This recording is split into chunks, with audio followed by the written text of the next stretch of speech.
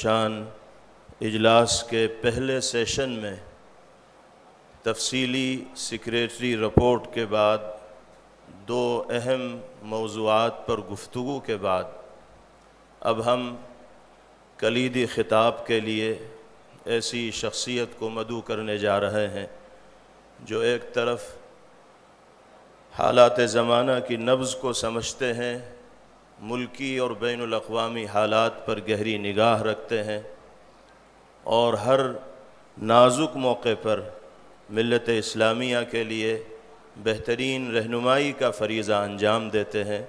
ہماری مراد آج کے اس اجلاس کے صدر باوقار جمعیت علماء ہند کے صدر محترم، ہم سب کے مخدوم گرامی حضرت مولانا سید محمود اسعد مدنی صاحب دامت برکاتہم العالیہ حضرت تشریف لائیں، اپنے کلیدی خطاب سے سامعین کو مستفیض فرمائیں۔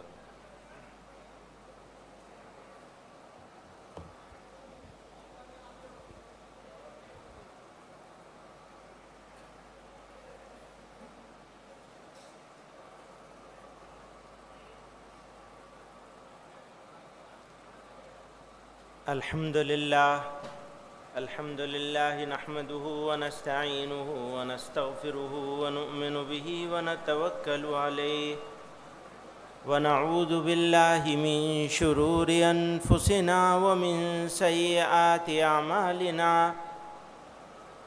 من يهده الله فلا مضل له ومن يضلل فلا هادي له ونشهد أن لا إله إلا الله وحده لا شريك له ونشهد أن سيدنا ومولانا محمدًا عبده ورسوله صلى الله تعالى عليه وعلى آله وصحبه وبارك وسلم۔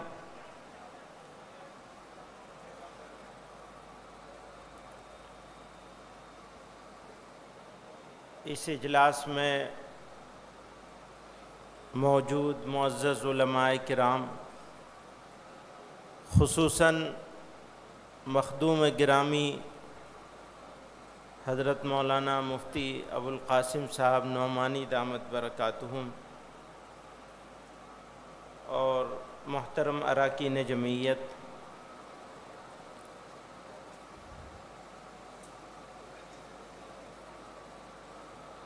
بہت نازک دور سے ہم لوگ گزر رہے ہیں۔ ہمارے حضرت مولانا سلمان صاحب بجنوری دامت برکاتہم نے فلسطین سے متعلق تجویز کے حوالے سے، فلسطین کے حوالے سے بہت سارے اشعار سنائے اور اپنے درد کا اظہار شاعر کی زبان میں کیا۔ حقیقت یہ ہے کہ جب درد کا اظہار کرنا چاہتے ہیں تو الفاظ ساتھ چھوڑ دیتے ہیں، سمجھ میں نہیں آتا کہ کن الفاظ میں تکلیف کا اظہار کیا جائے۔ نتیجہ یہ ہوتا ہے کہ مایوسی کی کیفیت طاری ہوتی ہے، بے بسی کا احساس ہوتا ہے۔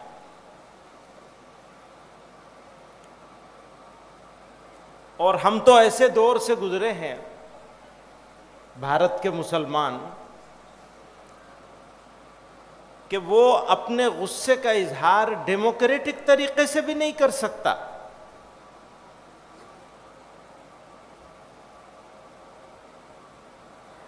اس کی مذمت کے لیے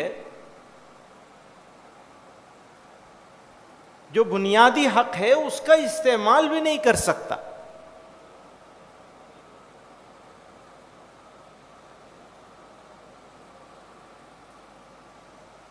تو دنیا کے لوگ جس طرح کی تکلیف میں ہیں، ہم لوگ اس سے دگنی تکلیف میں ہیں اس حوالے سے، فلسطین کے حوالے سے۔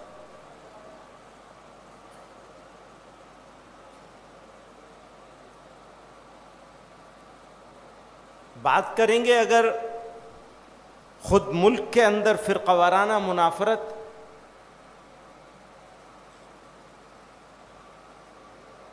تو میں ہمیشہ ایک بات کہا کرتا ہوں، آج بھی کہنا چاہتا ہوں کہ حکومتوں کے بدلنے سے حالات نہیں بدلیں گے،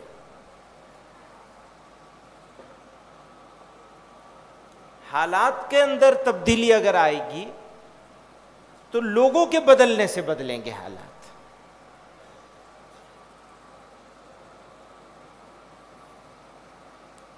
جب ذمہ دار لوگ،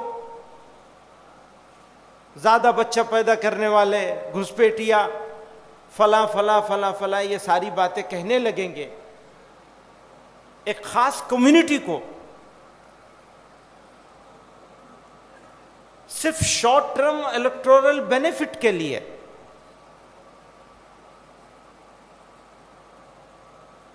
تو پھر کیا ہوگا؟ تو ایسے نازک حالات میں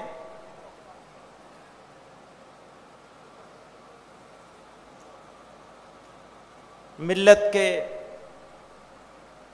سرکردہ، فکر رکھنے والے، سوچنے والے، ملک اور ملت کے بارے میں قلیل مدتی اور طویل مدتی پالیسی بنانے کی کوشش کرنے والے، ان لوگوں کے وارث اور جانشین جمع ہوئے ہیں جنہوں نے اس ملک کو آزاد کرایا، اور جمع ہو رہے ہیں تو دل میں یہ احساس ہے کہ یہ قدم قدم پہ جو گرد ہے، یہ قدم قدم پہ جو گرد ہے، یہ روش روش جو غبار ہے، یہ خصوصیت جو خزاں کی تھی، اب اس کا نام بہار ہے۔ نہ کروں وفا تو میں کیا کروں؟ ہمارے پاس تو آپشن ہی نہیں ہے نا۔ آپ لوگوں نے منع کر دیا یہ مت کرنا، یہ کرو گے تو غیر اسلامی عمل ہوگا تمہارا۔ نہ کروں وفا تو میں کیا کروں؟ میرے پاس تو آپشن نہیں چھوڑا نا۔ نہ کروں وفا تو میں کیا کروں کہ وفا تو میرا شعار ہے۔ نہ کروں وفا تو میں کیا کروں کہ وفا تو میرا شعار ہے۔ وہی پھول مجھ کو پسند ہے جو چمن کی آنکھ کا خار ہے۔ وہی پھول مجھ کو پسند ہے، یعنی میرا اسلام وہ چمن کی آنکھ میں خار بن گیا تو میں کیا کروں، پر میرا پھول تو وہی ہے۔ بزرگان محترم، یہ کچھ الفاظ ہیں، اظہار کے طریقے الگ الگ ہوتے ہیں۔ میں نے کچھ دوسری طریقے سے اظہار کیا ہے، لیکن یہ سب آپ لوگوں کے جذبات ہیں، اور صرف آپ کے نہیں، اور صرف ملت اسلامیہ ہند کے نہیں، بلکہ یہ ملک دوست اکثریت کا خیال ہے۔ یہ ہمارے حضرت فرمایا کرتے تھے یہ ملک اقلیتوں کی اکثریت کا ملک ہے، یہ ملک اقلیتوں کی اکثریت کا ملک ہے، مائنورٹیز کی میجورٹی کا ملک ہے۔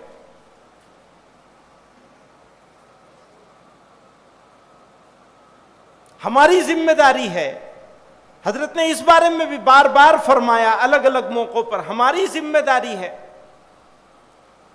کہ اپنی جیسی اقلیتوں کے ساتھ اشتراک عمل کیا جائے۔ اگر ہم اپنی جیسی اقلیتوں کے ساتھ اشتراک عمل کرنے میں کامیاب ہو جائیں تو پھر نفرت کا مقابلہ کیا جا سکتا ہے۔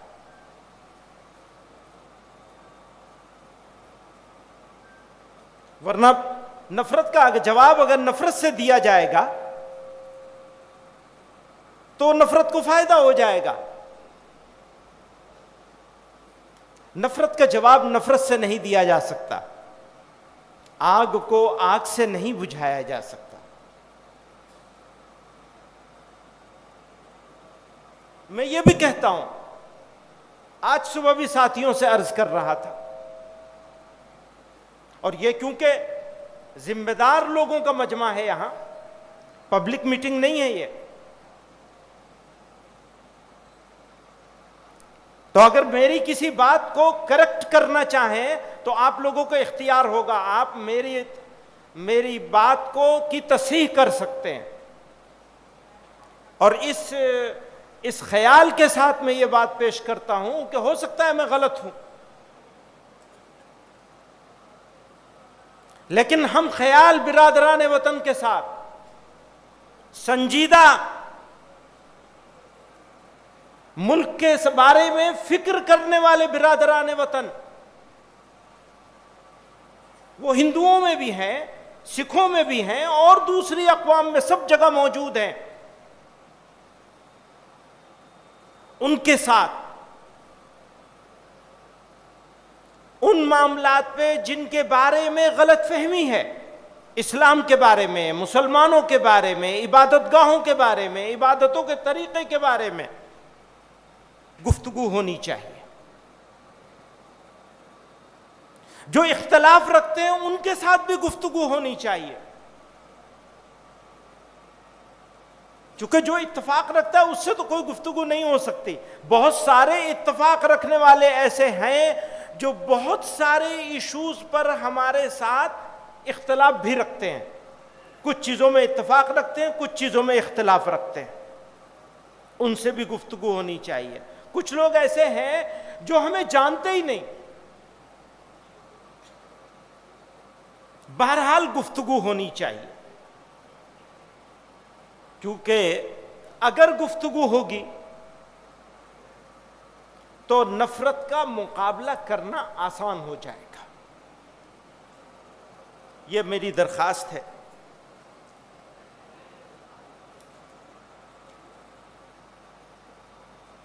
ملک میں ایک مہلک بیماری پھیلی ہے، فرقہ وارانہ تناؤ کی بیماری، اور اس سے مقابلے کا سب سے مؤثر راستہ یہ ہے کہ پسماندگی کے دلدل سے نکلنے کے سارے صحت مند راستوں پر چلا جائے. تعلیم گاہیں ہوں یا بازار، آرٹ اسپیس ہوں یا اسپتال، عدالتیں ہوں یا کھیل کود کے میدان. عدالتوں کا حال بھی ایسے ہی ہو گیا ہے. ہر جگہ اپنی موجودگی درج کرانے کی محنت ہمیں تیز کرنی چاہیے. ہر میدان میں اپنا حصہ کلیم کرنے کی اسپرٹ پروان چڑھنی چاہیے. سرکاری اداروں میں بھرتیوں پر خاص توجہ دی جائے. اگر ہم کاروبار کی طرف توجہ دیں گے تو اسی کے ساتھ ساتھ ہم کو سرکاری بھرتیوں میں اس پہ توجہ دینی چاہیے، قابلیت پیدا کرنی چاہیے. چونکہ سسٹم سے باہر رہ کر سوتیلے سلوک سے نجات پانا بڑا مشکل کام ہے، جبکہ سسٹم کے اندر رہ کر کوشش زیادہ کارگر ہوگی. یہ تو لانگ ٹرم کوشش کا طریقہ ہوا. شارٹ ٹرم میں اس سے نمٹنے کی گفتگو آگے کے لیے اٹھا کر رکھتے ہیں کہ شارٹ ٹرم میں کیسے نمٹا جائے گا. ایک اہم بات جس کی طرف توجہ دلانا چاہتا ہوں اپنے نوجوانوں کو، ایک بات اور بھی ہو رہی ہے، وہ یہ ہو رہی ہے کہ لوگوں کو یہ سمجھانے کی کوشش ہو رہی ہے کہ غلطی ہو گئی، بڑوں سے غلطی ہو گئی. میں نے اپنے ساتھیوں سے کہا تھا ہم نے ایک پاور پوائنٹ پریزنٹیشن بنا رکھا ہے، موقع ہوگا تو شام کو اس کو پیش کروں گا میں انشاءاللہ، کہ ہمارے اس ملک میں رہنا ہمارا کیوں صحیح تھا اور کیوں صحیح ہے. اس ملک میں رہنا ہمارا ملک ہے. یہ اس بات کو ہم لوگ بار بار کہتے ہیں. زندہ قومیں حالات سے گھبراتی نہیں ہیں. حالات سے گھبرانے والے لوگ وہ ہوتے ہیں جو مردہ ہوتے ہیں. حالات سے گھبرا جانا مردہ قوموں کی علامت ہے اور پہچان ہے. اور حالات تو آتے ہیں، آگے بھی آتے رہیں گے. کسی خوش فہمی میں مت رہیے. اگر ہم مسلمان ہیں تو ہر زمانے میں ہمارا امتحان ہوگا. کبھی آسانی کے ذریعے امتحان ہوگا، کبھی تنگی کے ذریعے، فراخی کے ذریعے امتحان ہوگا، کبھی تنگی کے ذریعے سے ہوگا. میں مسلمان نوجوانوں سے کہنا چاہتا ہوں، آپ کے سچے جذبات کو مفاد پرست منافع خور تنظیمیں ہائی جیک کرنے کی کوشش کر سکتی ہیں. مقصد یہ ہوتا ہے کہ پوری قوم کے سروں پر نا امیدی اور مایوسی کا شامیانہ تان دیا جائے. یاد رکھیں، بھروسہ مومن کا سب سے بڑا ہتھیار ہے. اللہ کی کبریائی پر بھروسہ، بھروسہ کہ میرا مولا میری شہرک سے زیادہ قریب ہے، بھروسہ کہ وہ میرے یقین کی لاج رکھے گا. میرے نوجوان دوستو، میری قوم کے روشن مستقبل کے معماروں، میں اپنے نوجوان دوستوں سے کہتا ہوں، آپ کو جھانسے میں نہیں آنا ہے. راتوں رات دولت مند بنا دینے والی اسکیموں سے بھی ہوشیار رہنا ہے. راتوں رات انقلاب برپا کر دینے والے نعروں سے بھی ہوشیار رہنا ہے. خدا کی سنت پر یقین رکھنا ہے. اس دنیا کے لیے خدا کی سنت یہی ہے اور یہی رہے گی کہ سونے والا کھائے گا اور جاگنے والا پائے گا. سوئے رہیں گے تو سوتے رہ جائیں گے. مطمئن ہو جائیے کہ بہتر ہو گئے حالات تو سو جائیں گے. ابھی تو لوگ بہت خوش ہیں، بہتر ہو گئے حالات. حالات تو بہتر ہوں گے تب جب ہم اور آپ جاگیں گے، محنت کریں گے، قربانی دیں گے، اپنے وقت کی قربانی دیں گے. ہمارے کل مولانا صدیق اللہ چودھری صاحب کہہ رہے تھے تم نے کام کرنا چھوڑ دیا. ہاں، وہ تم نے اپنے باپ کا راستہ چھوڑ دیا. صحیح بات ہے. ہم نے یہی ایک راستہ تھوڑی سارے راستے چھوڑے ہوئے ہیں. ہم تو واقعتاً نااہل ہیں، اور میں یہ زبانی جمع خرچ نہیں ہے کہ میں تواضعاً کہہ رہا ہوں. یہ تو زبردستی یہ بٹھا دیا گیا، ورنہ کہاں، اس قابل تو ہے نہیں. ہاتھ پہ ہاتھ دھر کے بیٹھنے والا محروم رہے گا، لگن کے ساتھ قدم اٹھانے والا منزل پر موج منائے گا. قوم کی ترقی میں یاد رکھیے گا، قوم کی ترقی میں نسل، 2 نسل، 3 نسل کی محنتیں کھپا دینا انسانی تاریخ میں بالکل عام بات ہے. کوئی شارٹ ٹرم نہیں ہے، کوئی قلیل مدتی نہیں ہے.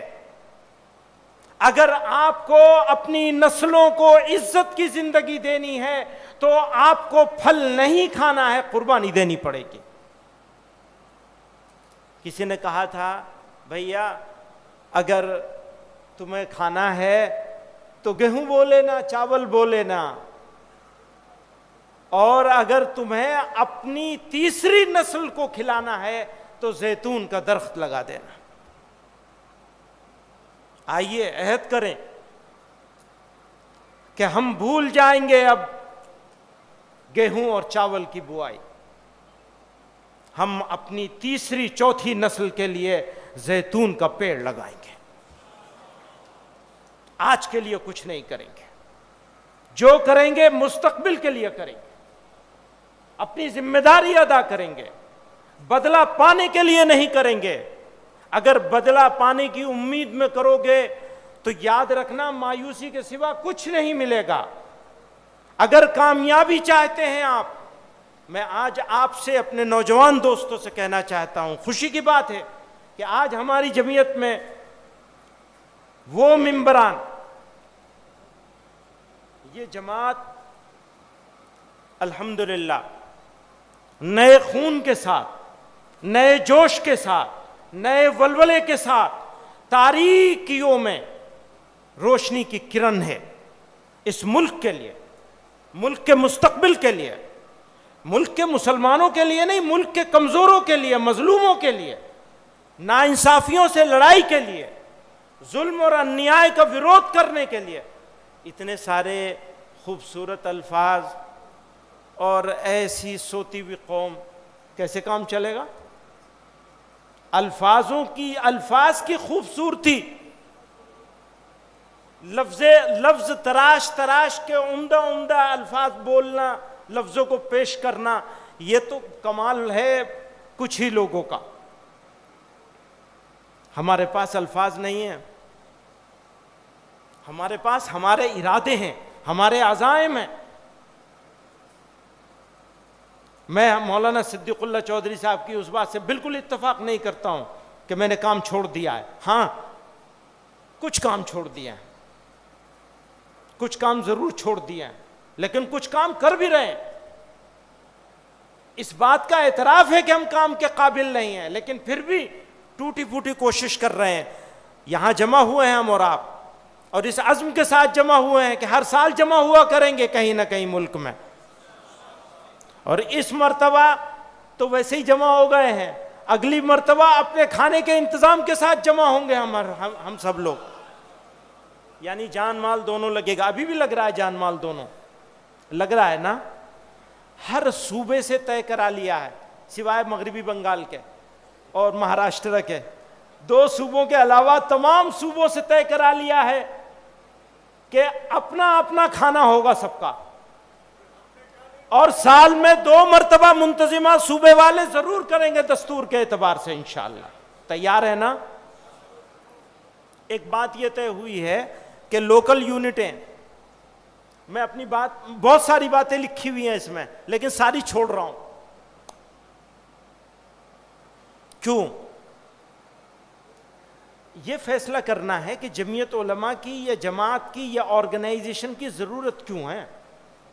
میں یہ بھی پوچھ رہا ہوں پچھلے 2 مہینے سے اپنے ساتھیوں سے کہ منتظمہ کرنا ہم کیوں کر رہے ہیں، منتظمہ کیوں جمع ہوئے ہیں، آخر ہوئے کیوں ہیں جمع یہاں، کیا حاصل کرنا ہے ہم کو اس قربانی سے کہ منی پور سے لے کر اور کشمیر تک، کنیا کماری سے لے کے کشمیر تک اور ہریانہ سے لے کے منی پور تک، ہر علاقے سے معزز لوگوں کی، ذمہ دار لوگوں کی، قربانی دینے والوں کا مجمع ہے. یہ وہ لوگ ہیں کہ جو ان میں سے اگر 10% کہیں جمع ہو جائیں تو ہوا کا رخ بدل سکتے ہیں. الحمدللہ یہ بزرگوں کی وراثت کے امین ہیں آپ لوگ. اگر آپ زندہ ہو جائیں گے تو قوم زندہ ہو جائے گی. اگر آپ رہ گئے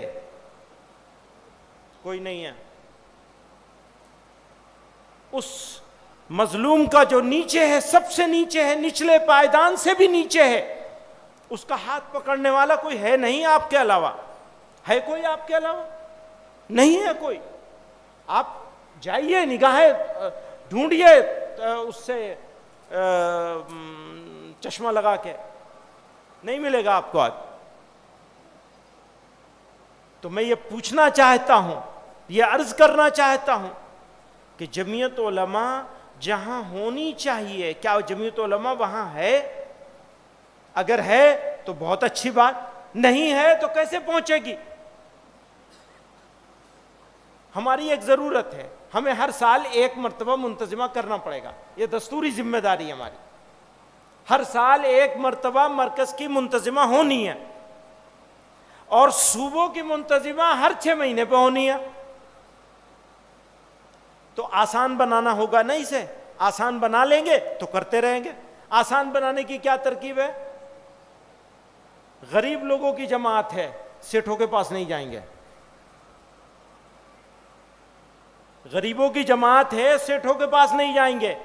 اپنی جان بھی لگائیں گے، اپنا مال بھی لگائیں گے. منتظمہ میں شریک بھی ہوں گے اور کھانا اپنا خود کریں گے ہم لوگ، چاہے مرکز کی ہو چاہے صوبوں کی ہو. تیار ہیں آپ لوگ اس کے لیے؟ تاکہ برابر جمع ہوتے رہیں، برابر فکر ہوتی رہے، برابر کام کے لیے تیار رہیں، برابر قربانی دینے کے جذبے کے ساتھ یہاں سے نکلیں، ارادہ کریں، سیکھتے رہیں، سکھاتے رہیں. ایشوز کے اوپر مذاکرہ ہو، مباحثہ ہو. انہوں نے تجویز پڑھ دی، آپ نے کسی صاحب نے تائید کر دیا، آپ نے منظور کر لی، ہو گیا کام. یہ تو کوئی بات نہیں ہوئی. ارے بھائی ہم ایک بات کہہ رہے ہیں تو ہم تو آدمی ہیں نا، غلط بھی کہہ سکتے ہیں نا، تو اس کو صحیح کون کرے گا؟ حضرت عمر رضی اللہ تعالیٰ عنہ نے سوال کیا تھا نا، بھائی کوئی غلط ہوگا تو کیا کرے گا؟ جواب کیا ملا تھا وہ تو معلوم ہے سب کو. تو آپ الحمدللہ یہ جمعیت ایسی ہے، میں نے ایک تجویز رکھی، وہ حضرت محتمم صاحب نے اس تجویز کو بجائے اس کے کہ یہ کہتے کہ بھئی تجویز آئی ہے اس کے اوپر سب لوگ اپنی اپنی رائے دیں، کہ میری رائے یہ ہے، اور اب یہ بتاؤ میری رائے سے اختلاف کون کرے گا؟ تو اب آپ کی رائے سے کون اختلاف کرے گا بتائیے. تو بہرحال میں یہ بھی بات اچھی طرح سمجھ لیجئے، جمعیت علماء کی ہیئت حاکمہ دو مجالس ہیں، مجلس عاملہ اور مجلس منتظمہ. عجیب بات ہے، اتنا خوبصورت دستور مجھے کہیں نہیں ملا. کسی کو صدر بننا ہے اپنا نام نامزد نہیں کر سکتا، کسی کو نومینیشن فائل نہیں کرنا ہے، خود جماعت کے صوبوں کے لوگ نام بھیجیں گے، اپنی مرضی سے نام بھیجیں گے، 1 کا بھیجیں، 2 کا بھیجیں، 3 کا بھیجیں، 5 کا بھیجیں. یہ نظام ہے اس جماعت کے پاس. اور صدر نامزد ضرور کرتا ہے مجلس عاملہ کو، لیکن نامزد کرتے ہی مجلس عاملہ کے پاس صدر سے زیادہ طاقت آ جاتی ہے. کل ہی ایسا ہو گیا، یک طرفہ طور پر پوری مجلس عاملہ نے، یعنی وہ وہاں تائید تردید کا سوال نہیں تھا، ایک تجویز ہے اور بہت خوبصورت تجویز ہے. وہ تجویز یہ ہے کہ جو بھی جمعیت علماء ہند کا صدر اور جنرل سیکریٹری ہوگا، جو بھی ہوگا، وہ 2 ٹرم سے زیادہ صدر اور جنرل سیکریٹری نہیں رہے گا. خوبصورت تجویز ہے نا؟ ارے بھائی ہاتھ اٹھا کے تائید تو کر دو. تجویز کی دیکھیے، تجویز کی خوبصورت. آپ تو حضرت ابھی وہاں دیکھ لیجئے ذرا ایک مرتبہ، وہاں تو دیکھ لیجئے. تو تجویز خوبصورت ہے اور لیکن چلے گی نہیں، اس لیے کہ مجلس عاملہ اس کو منظور نہیں. مجلس عاملہ منظور کرتی تو آپ کے پاس آتی وہ، پھر یہاں بحث ہو جاتی. یہاں کی تو اکثریت اس کے حق میں ہے، لیکن مجلس عاملہ نے کیونکہ اس کو منظور نہیں کیا تو وہ رہ گئی ہے. اگلی مرتبہ کریں گے اس کے اوپر کام انشاءاللہ، کیونکہ ہمیں جمعیت علماء میں نیا خون لے کے آنا ہے، نیا خون لانا ہے نئے ارادوں کے ساتھ. اور جمعیت علماء کو ایک ایسی تنظیم، الحمدللہ جمعیت علماء جو ہے جتنی ہے، اگر اتنی بھی رہے تو بہت ہے، جتنی ہے اتنی بھی رہے تو الحمدللہ بہت ہے، لیکن جتنی ہے اتنی رہنی نہیں چاہیے، اس سے اور بہت زیادہ کام کی ضرورت ہے. ہر میدان میں کام کی ضرورت ہے، اور کام کے افراد مل نہیں رہے. کام کے افراد کو بنانے کی کوشش ہو رہی ہے تو وہ بھی ایسی ٹوٹی پھوٹی ہے. یہ صحیح بات ہے، کام کے افراد نہیں ہیں ہمارے پاس، جو ہیں وہ مصروف ہیں اور وہ اس سے بڑے کام میں ہیں. ہم یہ نہیں کہہ سکتے کہ یہ کام زیادہ بڑا ہے یا وہ کام زیادہ بڑا ہے. تو میں 2 باتیں کہہ کے آپ حضرات سے اجازت چاہوں گا. ایک معاملہ ہے، ہرگز مایوس نہیں ہونا ہے، کسی قیمت پر مایوس نہیں ہونا ہے، لیکن مایوس نہ ہونے کے چکر میں بے فکر بھی نہیں ہو جانا ہے. فکر مندی، عزم، جہد مسلسل. اچھا وہ کہتے ہیں جو جس کو بنا دیا وہ ہمیشہ رہے گا. ہمیشہ تو اللہ ہی رہنے والے ہیں، ہمیشہ تو اللہ میں ہی رہنے والے ہیں. جو آیا ہے اس کو جانا پڑے گا، ٹھیک ہے نا؟ اچھا ہمارے اکابر اللہ تعالیٰ ان کی قبروں کو نور سے بھر دے، حضرت سے، ہمارے حضرت سے کسی نے سوال کیا، کسی نے گھر میں بیٹھے تھے تو بھائی عتیق مرحوم نے کہا بس حضرت اب تو آپ کو آرام کرنا چاہیے، بالکل آخری زمانہ تھا اور پیر کا بھی ایکسیڈنٹ ہو گیا تھا، چلنا پھرنا بھی مشکل تھا، ویل چیئر پہ تشریف لے جاتے تھے نماز کے لیے بھی. تو بھائی عتیق مرحوم نے یہ کہا کہ حضرت اب تو آپ کو آرام کرنا چاہیے. تو بڑی ٹھنڈی آہ بھری، بہت ہی ٹھنڈی آہ بھری، فرمایا میاں آرام تو قبر میں ہی ملے گا. تو الحمدللہ ان کو تو ان کی قبر میں آرام مل گیا. اب مولانا صدیق اللہ صاحب کہتے ہیں تم نے چھوڑ دیا، صحیح کہتے ہیں وہ، ہم نے صرف چھوڑا نہیں ہے بلکہ ہم تو ناخلف ہیں. میں واقعہ ہے، بغیر کسی مذاق نہیں ہے، سیریس بات کہہ رہا ہوں. حضرت شیخ الاسلام حسین احمد مدنی رحمۃ اللہ علیہ اپنے آپ کو ننگے اسلاف لکھتے تھے. میں جب حضرت کی تحریر کہیں کچھ دیکھتا ہوں تو مجھے بار بار یہ خیال آتا تھا کہ وہ تو تواضعاً فرمایا کرتے تھے، میں حقیقتاً ننگے اسلاف ہوں. تو ہمارا کام کیا ہے، افراد کسی طرح سے کچھ تیار ہو جائیں، آ جائیں تو ان کے حوالے کر کے اور ہم بحیثیت خادم کے رکن کے جمعیت علماء میں کام کریں. اللہ تعالی ہماری جماعت میں الحمدللہ آج بھی ایسے بہت سارے لوگ موجود ہیں جو اس کام کو ہم سے زیادہ اچھے سے کر سکتے ہیں، لیکن نچلی سطح پہ بھی ہم لوگوں کو تیار ہو جائیں اگلے 4-5 سالوں میں. تو اس کا مطلب یہ ہے چھوڑ کے نہیں بھاگ رہے، یاد رکھیے گا، چھوڑ کے نہیں بھاگ رہے ہیں. ہم سینے پہ گولی کھانے والے ہیں، پیٹھ پہ گولی نہیں کھائیں گے انشاءاللہ. یاد رکھیے گا، بالکل یاد رکھیے گا. مجھے یو پی کی سرکار کے ایس ٹی ایف نے 2 مرتبہ طلب کیا ہے. مقدمہ بہت سارے لوگوں پہ ہے لیکن طلبی میری ہو رہی ہے بس. تو اس بات کو یاد رکھیے گا. ساتھیوں نے یہ بھی کہا کہ تم نہیں جاؤ گے تو بھی کچھ نہیں بگڑے گا تمہارا. ہم نے کہا جتنی مرتبہ بلائیں گے اتنی مرتبہ جائیں گے. آنکھوں میں آنکھیں ڈال کے جینا ہے، آنکھ چرا کے نہیں جینا ہے، نہ اپنوں سے نہ پرایوں سے. ہمیں یہ اقرار ہے کہ ہم گنہگار ہیں، ہمیں یہ اقرار ہے کہ ہم اس قابل نہیں ہیں کہ اس عظیم الشان جگہ پہ رہیں جہاں حسین احمد مدنی کا پیر گزرا ہے. مولانا اسد مدنی جیسے لوگوں کو ہم نے دیکھا، اولو العزم لوگوں کو. ہم تو 1 منٹ نہیں ٹک سکتے.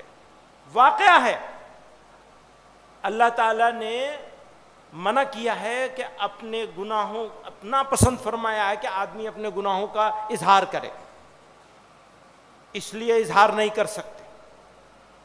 اس نے چھپایا ہے تو ہم دعا یہ کرتے ہیں اللہ آپ نے ستاری کی ہے، آپ غفاری بھی فرما دیجیے. یہ میرا حال ہے ان بزرگوں کے بیچ میں. تو ہم یہ کہتے ہیں جمعیت علماء میں یہ برکت ہے حضرت شیخ الہند رحمۃ اللہ علیہ کے آنسوؤں کی، حضرت شیخ الاسلام رحمۃ اللہ علیہ کی آہوزاری کی، اور سارے اکابر اس زمانے کے تمام بڑے بڑے جبال تھے. بتائیے ذرا تصور کیجئے، کہاں وہ اور کہاں ہم. سوچ سکتے ہیں کچھ بھی نہیں ہے، یعنی ہے ہی نہیں کچھ. اگر جوتیوں کے ذرے کے برابر بھی ہو جائیں تو ہمارا کام بیڑا پار ہو جائے گا. تو میں یہ عرض کر رہا تھا کہ کیسے بتاؤں اس بات کو، کیسے بتاؤں جس بات کو بتانا چاہتا ہوں، کیسے کہوں وہ بات جو کہنا چاہتا ہوں. مجھے ضرورت ہے اللہ تعالی کی نصرت آپ کی شکل میں. اس جمعیت علماء کو، ملت کے ان بے قصور لوگوں کو جنہیں مار مار کے مار دیا جاتا ہے سڑکوں پہ، وہ ہم بھی ہو سکتے ہیں، ہمارے بھائی بھی ہو سکتے ہیں، اور ہیں وہ ہمارے بھائی. ان کو ہماری ضرورت ہے. اگر ان کی ضرورت ہم پوری نہیں کریں گے تو ہماری بخشش نہیں ہوگی. ہماری بخشش نفل نمازوں میں نہیں ہے، ہماری بخشش نفل نمازوں میں نہیں ہے، فرض تو ضروری ہے، ہماری بخشش انہی میں ہے، ہماری بخشش ان میں ہے جن کو مرتد بنایا جا رہا ہے، جن کو مرتد بنائے جانے کی پلاننگ ہو رہی ہے۔ میں یہ آپ سے یہ کہتا ہوں، نہیں کہنا چاہتا لیکن کہتا ہوں اس بات کو،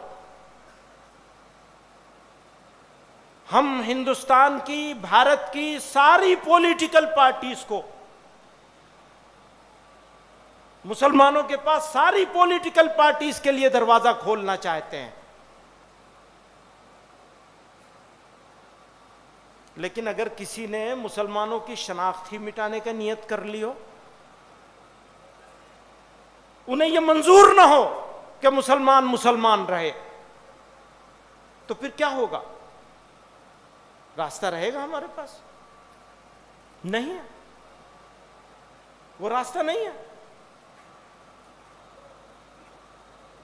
اور ہم سے شکایت ہے، آپ لوگ ایسا کرتے ہیں ویسا کرتے ہیں۔ آپ لوگ ویسا کرتے ہیں ویسا کرتے ہیں، ہم کہاں ایسا ویسا کرتے ہیں، آپ کرتے ہیں ایسا ویسا۔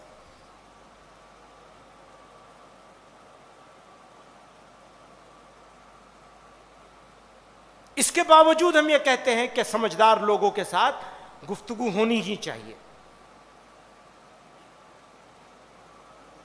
گفتگو بہترین حل ہے، گفتگو ہونی چاہیے، گفتگو بند نہیں ہونی چاہیے، دروازہ کھلا رہنا چاہیے۔ واپس آتا ہوں اس بات پر، ہم یہاں جمع ہوئے ہیں،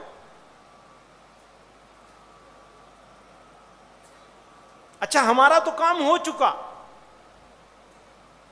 ہمارا تو سفر پورا ہو رہا ہے، اب قبر میں پاؤں ہیں،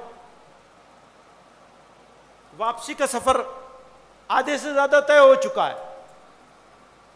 ویسے تو بلاوا کسی کا بھی آ سکتا ہے، لیکن ہم تو آخری دور میں ہیں۔ پر میں اپنے نوجوان دوستوں سے کہنا چاہتا ہوں، آپ کا انتظار ہے، آپ ہی کا انتظار ہے، آپ آگے بڑھیں گے اور اللہ تعالیٰ چاہے گا تو آپ سے انقلاب آئے گا۔ ہمیں معلوم ہے کہ وہ انقلاب ہو سکتا ہے اس انقلاب کو آپ بھی نہ دیکھ سکیں، لیکن یقین جانیے اگر صحیح سمت میں چلیں گے تو آپ کی نسلیں ضرور اس انقلاب کو دیکھیں گی انشاءاللہ۔ ہمارے بیچ میں بہت سارے اکابر موجود ہیں،